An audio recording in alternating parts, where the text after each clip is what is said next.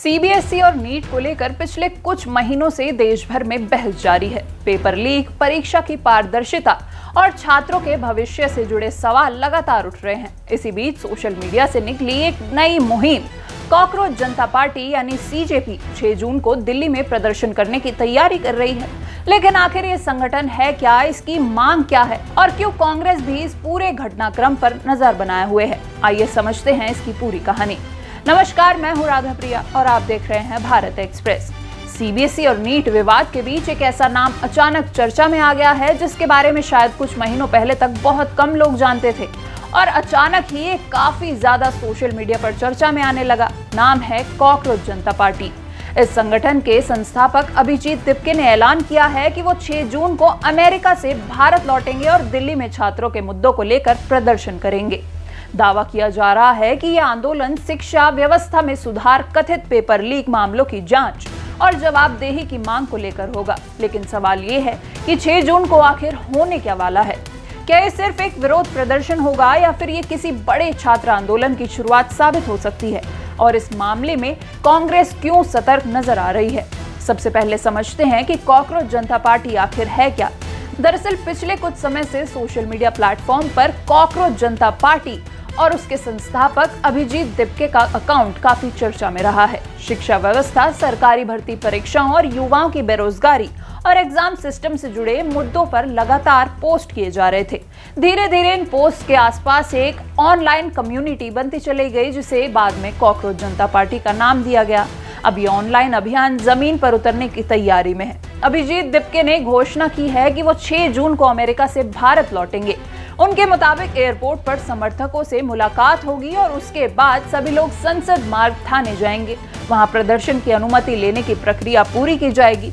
इसके बाद जंतर मंतर पर शांतिपूर्ण प्रदर्शन करने का योजना है। जंतर मंतर का चुनाव भी अपने आप में महत्वपूर्ण माना जा रहा है क्योंकि ये जगह लंबे समय से लोकतांत्रिक विरोध प्रदर्शन का केंद्र रही है। अन्ना हजारे आंदोलन से लेकर कई बड़े सामाजिक और राजनीतिक आंदोलनों ने यहीं से राष्ट्रीय चर्चा का रूप लिया था। सीजेपी का कहना है कि उनका आंदोलन पूरी तरह शांतिपूर्ण रहेगा और संविधान के दायरे में होगा।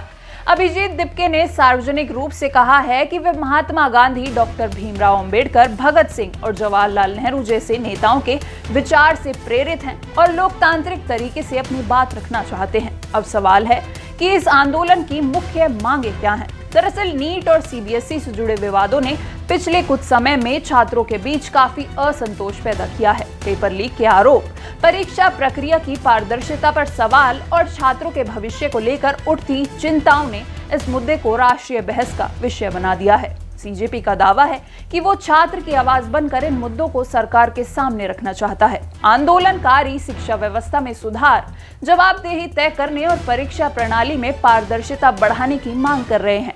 इसी दौरान केंद्रीय शिक्षा मंत्री धर्मेंद्र प्रधान का नाम भी चर्चा में है। कुछ प्रदर्शनकारी ये समूह उनकी जवाबदेही तय करने और इस्तीफे की मांग उठा रहे हैं। हालांकि सरकार की ओर से संबंध में कोई आधिकारिक प्रतिक्रिया सामने नहीं आई है।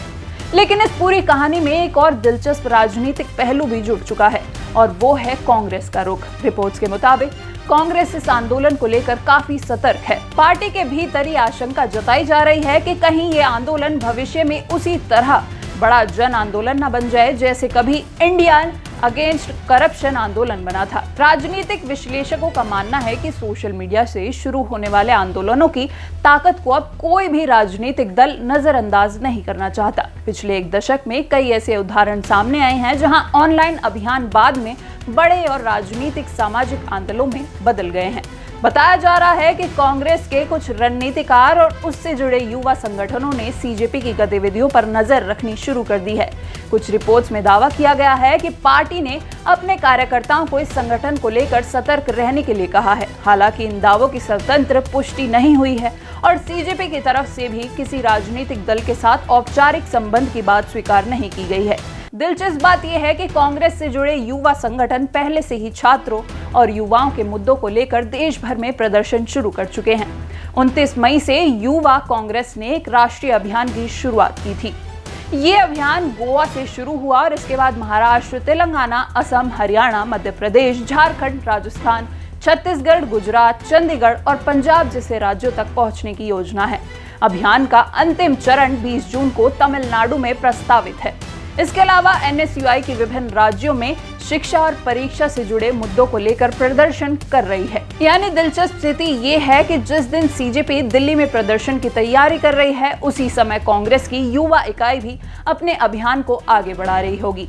अब सबसे बड़ा सवाल ये है कि 6 जून को क्या वाकई बड़ी संख्या में लोग जंतर मंतर पहुंचेंगे? इसका जवाब फिलहाल भविष्य के गर्भ में है, क्योंकि सोशल मीडिया पर समर्थन और जमीनी स्तर पर जुटने वाली भीड़ दोनों में अक्सर बड़ा अंतर देखने को मिलता है।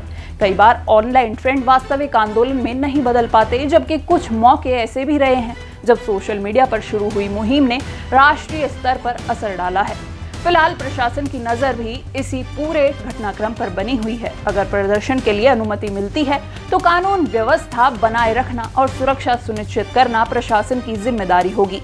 वहीं शिक्षा क्षेत्र के विशेषज्ञों का कहना है कि अगर कोई आंदोलन शांतिपूर्ण और तथ्य आधारित तरीके से अपनी मांग रखता है तो उसे लोकतांत्रिक प्रक्रिया का हिस्सा माना जाना चाहिए। साथ ही ये भी जरूरी है कि छात्रों के हितों में जुड़े मुद्दों पर गंभीर संवाद हो। तो कुल मिलाकर 6 जून को सिर्फ एक प्रदर्शन की तारीख नहीं है, बल्कि ये देखने का दिन है कि सोशल मीडिया से शुरू हुई कॉकरोच जनता पार्टी की मुहिम जमीन पर कितनी असर दिखा पाती है। क्या यह आंदोलन केवल एक दिन की चर्चा बनकर रह जाएगा या फिर छात्रों और युवाओं से जुड़े मुद्दों पर एक बड़े राष्ट्रीय विमर्श का रूप लेगा?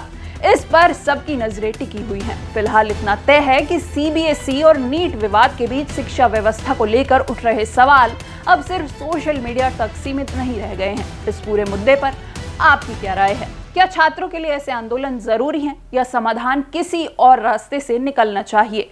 हमें कमेंट्स में जरूर बताएं और देश और दुनिया की ऐसी ही तमाम खबरों के लिए देखते रहिए भारत एक्सप्रेस।